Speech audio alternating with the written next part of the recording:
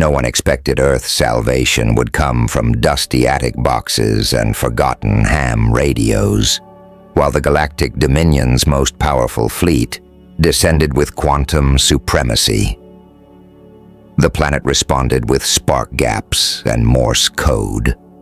This is not a tale of underdogs winning through luck, but of a species that never truly forgot how to whisper across the void. Commander Vark stood at the observation deck of the inevitable victory, his mandibles twitching with barely contained amusement. Through the crystalline viewport, the blue marble of Earth rotated slowly, completely oblivious to the massive fleet gathering in its orbit. How perfectly fitting, he muttered to himself, watching clouds swirl across the planet's surface. They don't even have basic orbital detection systems. Primitives, absolute primitives.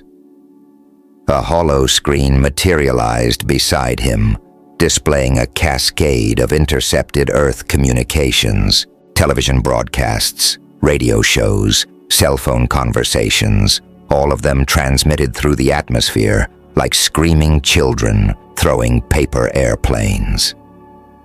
The humans might as well have been using smoke signals. "Commander," the soft voice of Science Officer Zelara interrupted his contemplation. She approached with her characteristic grace, her bioluminescent spots pulsing with excitement. "The analysis of their communication infrastructure is complete." Vark gestured for her to continue, his four eyes still fixed on the planet below. "It's even more rudimentary than we initially thought," Zelara said, bringing up another hollow screen. "They're still using electromagnetic waves for almost everything. Radio, television, internet, all running on technology that's centuries behind the galactic standard. Their most advanced satellites are practically stone tools compared to our quantum network. And their military communications?" Vark asked, finally turning to face his science officer.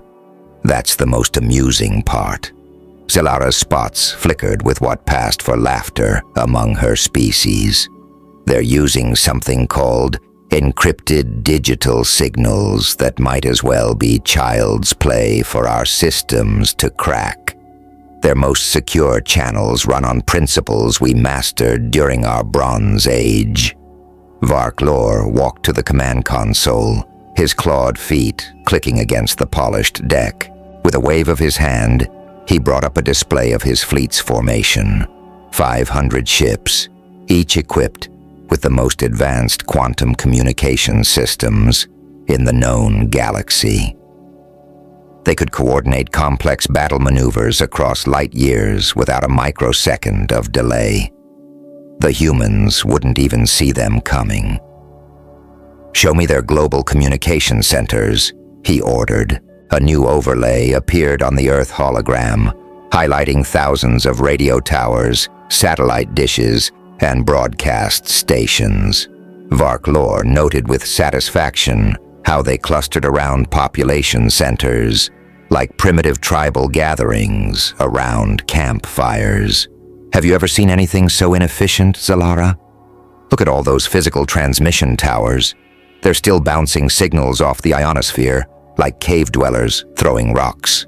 It's fascinating from an anthropological perspective," Zelara admitted, her spots pulsing thoughtfully.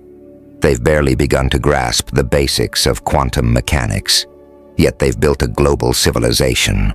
Primitive, yes, but persistent." "Prepare the quantum jamming sequence," Vark commanded, straightening to his full height. "Target every frequency they use. I want their entire communication network shut down in the first wave. Let's see how their civilization handles being struck deaf, blind, and mute simultaneously." The command deck hummed with activity as his officers began the preparations. Their own quantum network synchronized across the fleet with perfect precision, each ship's systems harmonizing into a single, unstoppable force. "What about their backup systems?" Zelara asked, reviewing the attack sequence. Vark Lore let out a bark of laughter. Backup systems. Please. They probably keep spare string in tin cans for emergencies. No, once we knock out their primary communications, they'll be helpless. A species this primitive can't possibly have anything that could surprise us. He turned back to the viewport, watching Earth's night side come into view. The lights of human cities sparkled like scattered gems on black velvet. Soon those lights would go dark, and humanity would learn its place in the galaxy. "Begin the countdown," he ordered. "Let's show these primitives what real technology looks like." As his crew carried out their preparations with military precision, Vark Lore allowed himself a moment of satisfaction. This would be the easiest conquest in his distinguished career. After all, what could a species that still relied on radio waves possibly do against the most advanced communication system ever developed? He had no way of knowing that this exact question would come back to haunt him very, very soon.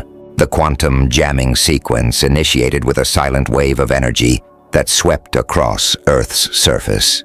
Commander Vark Lore watched with satisfaction as screens throughout his command deck displayed thousands of communication networks going dark. Cell phones died, internet connections failed, satellite feeds cut to static. "Commence the announcement," he ordered, his mandibles spread in what his species considered a smile. Let them hear the voice of their new masters. The fleet's communication array powered up, broadcasting on every frequency humans commonly used. Vark Lore's carefully prepared speech began playing in all Earth languages simultaneously. "People of Earth, your primitive civilization is now under the control of the Galactic Dominion. Resistance is futile.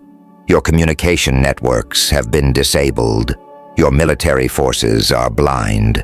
Submit to your new rulers and your transition into our empire will be painless." He waited for the panic to begin, for the chaos of a species suddenly struck deaf and dumb, for the terrified masses to realize their helplessness. Instead, Lieutenant Karen rushed onto the command deck, her exoskeleton plates clattering with agitation. "Commander, we have a situation."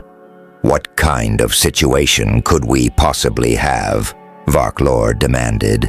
"Their entire communications infrastructure is down." "Sir, we're picking up new signals, thousands of them. But they're not using any of the frequencies we predicted." Zilara hurried to her console, her spots pulsing with confusion. "That's impossible. We mapped their entire communication spectrum." A strange sound filled the command deck. It was unlike anything Vark Lore had heard before, a series of long and short tones beeping in patterns. "What is that noise?" he demanded. "It appears to be something they call Morse code," Zilara said, her voice filled with disbelief. "They're using simple amplitude modulation, pure carrier wave transmission. Our quantum jammers, they're completely ineffective against it." Vark Lore slammed his clawed hand on the console. "How are they coordinating on such a scale? Their military bases are completely cut off from each other." "Sir," Lieutenant Karen interrupted, "you need to see this." A new holo screen appeared, showing thousands of small signal sources appearing across Earth's surface. They weren't coming from military installations or government facilities. They were coming from everywhere. "What are we looking at?" Vark Lore demanded. "They're called ham radio operators," Zilara explained, her spots now pulsing rapidly with stress. "Civilian humans who maintain antiquated radio equipment as a hobby. They're creating an emergency communication network. And sir, they're using frequencies and methods so primitive that our advanced jamming systems can't even recognize them as communication signals." The strange beeping continued, growing in volume and complexity. More signals began appearing, single sideband transmissions, amplitude modulation, even something humans called packet radio. "Shut it down," Varklor roared. "Shut all of it down." "We can't," Sir Karen admitted. "Our systems are designed to disrupt quantum and digital communications. These humans are using analog signals, mechanical oscillators, and basic wave propagation. It's like trying to stop a Stone Age spear with a force field designed for plasma weapons." A new voice crackled through the command deck speakers. It was scratchy, filled with static, and undeniably human. "CQ, CQ. This is Case 7-8 calling any station. Be advised, alien invasion in progress. Implementing emergency broadcast protocol Alpha. All operators switch to prearranged frequencies. This is not a drill. Repeat, this is not a drill." More voices joined in, speaking in dozens of languages, using technologies that should have been extinct centuries ago. The humans weren't panicking. They were organizing. "Sir," Solara said quietly, "the humans appear to have anticipated this possibility.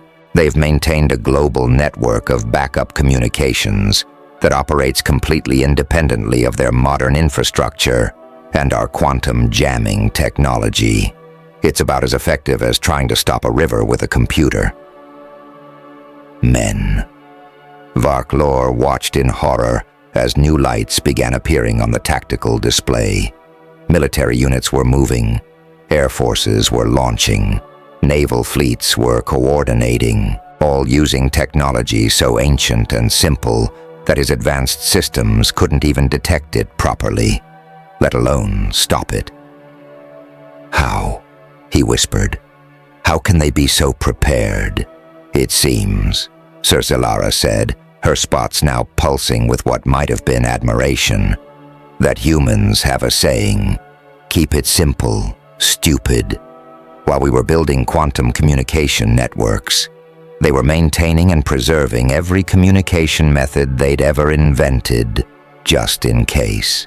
The beeping continued, a symphony of simple signals that were impossibly defeating the most advanced communication jamming system ever created. And somewhere on the planet below, millions of humans were digging out old radio equipment, stringing up antennas, and proving that sometimes the old ways were the best ways. Commander Varklor had a sinking feeling that this invasion was about to become far more complicated than anyone had anticipated. Commander Varklor paced the command deck of the inevitable victory, his claws leaving tiny scratches in the polished floor.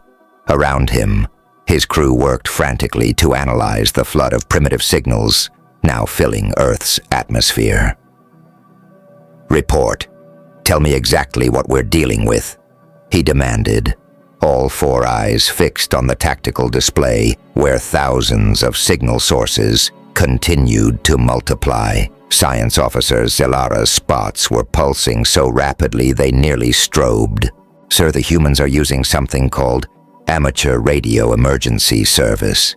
It's a network of civilian operators trained to provide backup communications during disasters. They're using... Sir, you won't believe this." "Try me," Varklor growled. Hand-cranked generators, battery-powered transmitters, and mechanical oscillators. Some of them are even using something called a crystal radio set that requires no power source at all. It's brilliant in its simplicity. A new alert blared through the command deck. Lieutenant Juno rushed to her station, her exoskeleton plates rattling with anxiety. "Commander, we're detecting massive movements of human military forces." "How?" "Their command and control systems are completely jammed. They're using backup systems, sir. World War II-era technology. They have entire units trained to operate using these ancient methods. They call it redundancy." The tactical display showed human naval vessels moving into defensive formations. Aircraft were scrambling from bases across the planet. Ground forces were mobilizing, all without accessing a single quantum frequency or digital network. "Show me how they're doing this," Varklor demanded. Zalara brought up a series of intercepted transmissions. The strange beeping of Morse code filled the command deck again, but this time they could see the decoded messages. "Flash traffic stop. Hostile forces in orbit stop. Implement operation retro stop. All units switch to analog protocol stop." "Sir," Zalara said, her voice filled with what sounded like awe. "They're using a system so simple, it's virtually impossible to disrupt. Each signal is just a basic carrier wave, turned on and off in patterns. No encryption, no digital modulation, nothing our quantum systems can interfere with." Another officer called out from his station. "Commander, human aircraft are using something called high-frequency radio. They're bouncing signals off the ionosphere to communicate beyond visual range." "That's impossible," Varklor said. "No advanced civilization would rely on atmospheric reflection for military communications." "That's just it," Sir Zalara interrupted. "They're not advanced. They're using basic physics, wave propagation, the same principles their ancestors discovered centuries ago. And because it's so fundamental, there's no way to stop it without blocking all electromagnetic radiation entirely." The command deck shook slightly as human aircraft began probing their defensive screens with primitive radar systems. More alerts sounded as Earth's naval forces coordinated using flashing lights, simple pulse codes transmitted by nothing more sophisticated than covered lamps. "Sir," Lieutenant Juno called out, "we're intercepting something unusual. It seems to be some kind of teaching broadcast." A scratchy human voice filled the command deck. "This is W1ARL headquarters broadcasting an emergency amateur radio course. Today's lesson: how to build a functional radio transmitter from household items. You will need copper wire, a crystal oscillator, and basic tools." Varklor's mandibles clacked in disbelief. "They're teaching their civilians how to build communications equipment from scratch while we're invading." "Yes," Sir Zalara confirmed. "And based on the signal strength readings, millions of humans are listening. Their ability to adapt and implement primitive solutions is remarkable." A new series of transmissions caught their attention. Human military units were coordinating, using prearranged frequency hopping patterns so simple they made a mockery of the fleet's advanced tracking systems. Their messages weren't encrypted with quantum algorithms. They were using basic code books and one-time pads, trading complexity for simplicity. "Commander," one of the signal analysts called out, "we're detecting new transmitters activating in remote areas. The humans appear to have cached radio equipment in hidden bunkers all over their planet. They're creating redundant networks faster than we can identify them." Varklor watched as his invasion force, the pride of the Galactic Dominion, was being systematically outmaneuvered by technology that should have been in museums. His quantum communications network, capable of coordinating ships across light years, was being matched by humans using spark gap transmitters and manual Morse keys.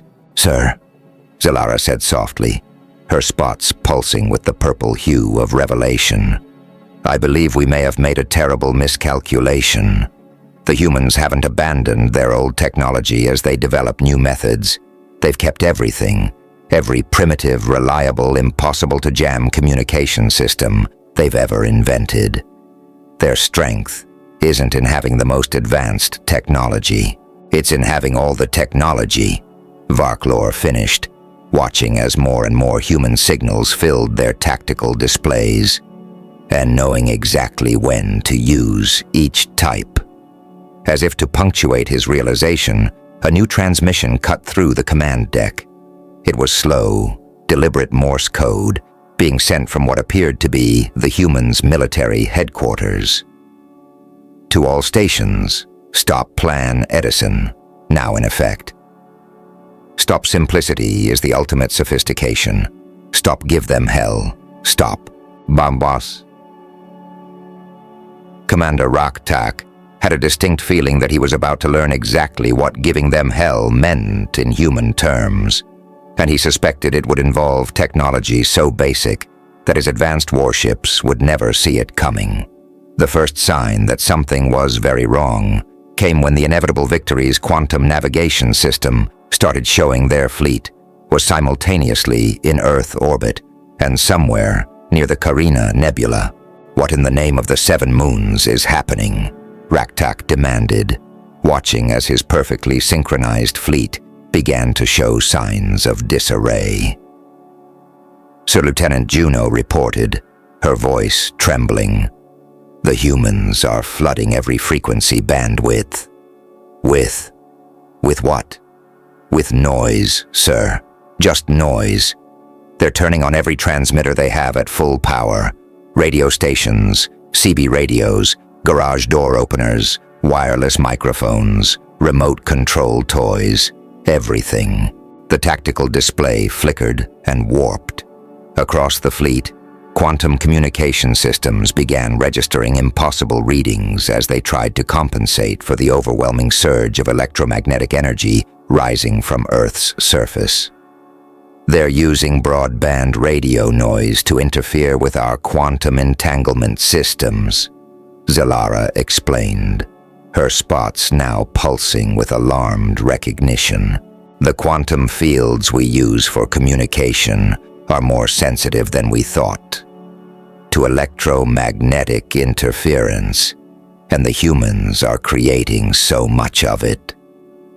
A new voice crackled through their speakers.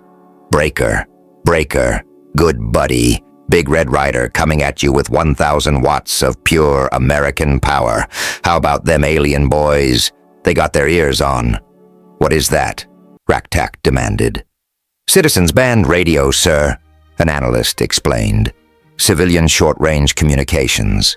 They're all transmitting at once, millions of them. Another voice joined in this. Here's the rubber duck. Got my linear amp cranked up to 11. Let's give these space boys a taste of good old-fashioned RF. Across Earth, every amateur radio operator, CB enthusiast, and electronics hobbyist was transmitting at full power. Their combined signals created a wall of electromagnetic interference that played havoc with the fleet's delicate quantum systems. Sir Lieutenant Juno shouted, Battle Group 3 is reporting complete quantum communication failure. They're having to use light signals to coordinate. Raktak watched in horror as his carefully orchestrated invasion force began to break formation. Ships were losing their quantum sync, their advanced systems overwhelmed by the sheer volume of primitive radio signals. Calculating alternate quantum frequencies, Zalara announced, her spots now strobing with stress. But sir, the humans are everywhere on the spectrum. They're using spark gap transmitters that spray radiation across all frequencies. They've even reactivated something called analog television. It's incredibly wasteful and inefficient, which makes it perfect for disrupting our systems. The command deck speakers continued to fill with a cacophony of human transmissions. K3 OIP to net control. High power mode engaged. These alien folks about to learn why we never threw away our tube amplifiers. Whiskey Tango Foxtrot rolling with my kilowatt linear. Bumper bundle of RF coming right up. CQ, CQ, CQ, CQ. This is the Radio Kids Science Club. Our homemade Tesla coil is ready to rock and roll. Raktak slammed his fist on the console. How can they be coordinating this? It's chaos. That's just it, Sir Zalara said. They're not coordinating it, not in the way we understand coordination. They're using something they call distributed resistance. Everyone is acting independently, following simple guidelines. There's no central control for us to disrupt. The tactical display showed human military forces taking advantage of the confusion. Their aircraft, guided by ground-based radar so primitive it used vacuum tubes, were probing the fleet's defenses. Naval vessels, coordinating with flag signals and light flashes, were moving into attack positions. Sir Lieutenant Juno reported, Scout Group 5 reports their quantum sensors are being overwhelmed by something called a pirate radio station. The humans are using unlicensed transmitters, Zilara explained. Thousands of them. They're not trying to communicate. They're intentionally creating interference. And because the equipment is so basic, there's no electronic signature for our systems to lock onto and neutralize. Another transmission cut through the chaos. This is Professor Linda Marshall at Stanford University. To all stations, our analysis shows the alien quantum fields are destabilizing. Keep transmitting. Special thanks to every kid who ever built a radio in their garage today. You're helping save Earth. The deck shuddered as the first human counterattack struck home. A squadron of aircraft guided by nothing more sophisticated than radio direction finding had managed to launch an attack run, while the fleet's defensive systems were trying to compensate for quantum field disruption. Status report, Raktak demanded. Sir, quantum communication efficiency is down to 15%, Zilara reported. The humans are. Sir, they're setting up something called jammers, using old radio broadcast equipment. They're not even trying to decode our transmissions. They're just drowning them out with sheer power. Shield status. Fluctuating, sir. Our quantum field generators can't maintain stability with all this electromagnetic interference. It's like trying to have a quiet conversation in the middle of a rock concert. The command deck speakers crackled again. This is Big Billy's CB shop in Tulsa. Just hooked up every radio in the store to car batteries. Ain't exactly legal under FCC regulations, but I reckon they'll make an exception today. Raktak watched as his invasion force, the most technologically advanced fleet ever assembled, was being systematically disrupted by technology so primitive it shouldn't have even registered on their sensors. The humans weren't fighting their quantum systems. They were simply making so much noise that quantum communication became impossible. Sir Zilara said, her spots now showing the deep blue of resignation. I believe we may have made a critical error in our assessment of human technology. We assumed their primitive methods were a sign of weakness, when actually, Raktak finished, watching another squadron of human aircraft approach through the electromagnetic chaos. Their primitive technology is entirely immune to our advanced countermeasures. We brought quantum computers to a radio fight. As if to emphasize his point, a final transmission cut through the command deck. This is the International Space Station. To all alien forces, perhaps you'd like to see what happens when we power up our Russian-made shortwave transmitter, the one they built in 1962. It's not very sophisticated, but it sure puts out a lot of watts. Raktak had a feeling he wasn't going to enjoy the demonstration. Commander Raktak stood amid the chaos of his command deck, watching his mighty fleet fall into complete disarray. Warning signals blared as ship after ship reported quantum system failures. The tactical display showed his formation breaking apart, like leaves scattered in a wind. Situation report, he demanded, though he already knew it would be bad. Sir Lieutenant Juno's voice cracked with stress. We've lost quantum synchronization with 70% of the fleet. Ships are having to rely on visual signals and light-speed communications. We're operating at the same level as the humans now. A massive burst of electromagnetic energy washed over the fleet as the International Space Station fired up its ancient Russian transmitter. 3 more ships immediately lost quantum coherence, their sophisticated systems overwhelmed by raw radio power. Commander Mera called out, her spots practically strobing with alarm. The humans are implementing something they call Operation Lighthouse. What is Operation Light? Before he could finish, Every radio telescope on Earth's surface turned skyward and began transmitting simultaneously. The combined power of dozens of massive radio antennas designed to detect signals from distant stars now focused their energy directly at the alien fleet. The Inevitable Victory's quantum core went into emergency shutdown. Across the fleet, ships began reporting total systems failures as their delicate quantum networks collapsed under the barrage of brute force radio waves. "They're using radio telescopes as weapons," Mira said, a note of admiration in her voice. "The same primitive technology they used to study the stars, they've turned into a defensive system. It's beautifully simple." Through the command deck speakers, they could hear the humans coordinating their attack. Mount Palomar transmitting at full power. Arecibo network maintaining broad spectrum interference.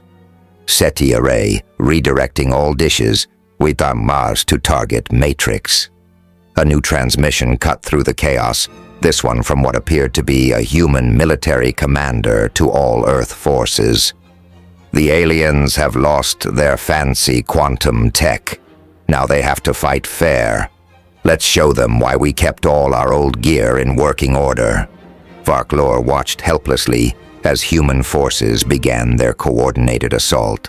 Aircraft guided by vacuum tube radar systems that hadn't been upgraded since their last World War. Ships coordinating with signal lamps and flags. Ground forces using paper maps and handheld radios. Sir Lieutenant Juno reported, "We're detecting something approaching from the lunar surface." "What now?" Varklor demanded. "It appears to be..." "Sir, it's a radio signal from something called the Apollo Landing Site Museum. They've reactivated the original transmission equipment from human moon landings. Equipment that's been sitting there for over 50 years. The signal came through loud and clear.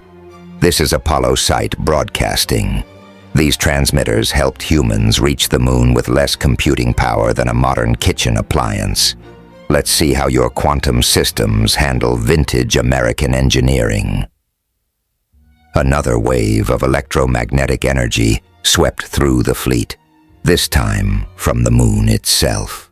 More ships lost quantum coherence. The mighty invasion force, pride of the Galactic Dominion, was being defeated by museum pieces. Commander," Mira said softly, "I believe I understand now. We thought we were superior because we had surpassed the need for primitive technology. But the humans, they never discarded their old tools. They kept everything, maintained everything, taught each new generation how to use everything. Their strength isn't in having the best technology.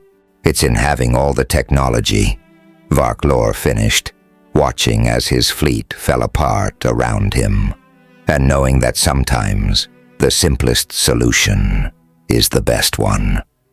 As if to punctuate his realization, a final transmission came through, this one from what appeared to be a human educational facility. "This is the Springfield Middle School Radio Club. Our science fair project on homemade radio transmitters just got an A. Take that, alien invaders." Varklor slumped in his command chair, finally accepting the inevitable. His mighty fleet, with all its quantum technology and sophisticated systems, had been defeated by hobbyists, historians, and children with science projects. "Send the retreat signal," he ordered. "Use light signals, since that's all we have left, and prepare my report to High Command. They need to know." "Know what?" Mira asked. "That we weren't defeated by human weapons or tactics. We were defeated by their stubborn refusal to throw anything away. Now, if you'll excuse me, I need to figure out how to explain to the Dominion that we lost a war to people using technology older than their grandparents." As the Inevitable Victory limped away from Earth, a final radio transmission followed them. "This is Earth. Next time, maybe check if we have backup plans before assuming we're primitive. Also, thanks for the motivation to restore all our old radio equipment. The museum curators send their regards.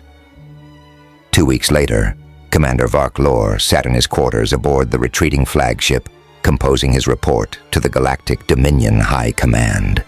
The words on his screen stared back at him mockingly. Priority report, Earth invasion, failure analysis, classification, extremely embarrassing. Subject, how we lost to garage sale technology. He sighed and continued writing. High Command, it is with great regret that I must report the complete failure of our Earth invasion force. The humans defeated our advanced quantum communications network, using technology so outdated it should have been in museums.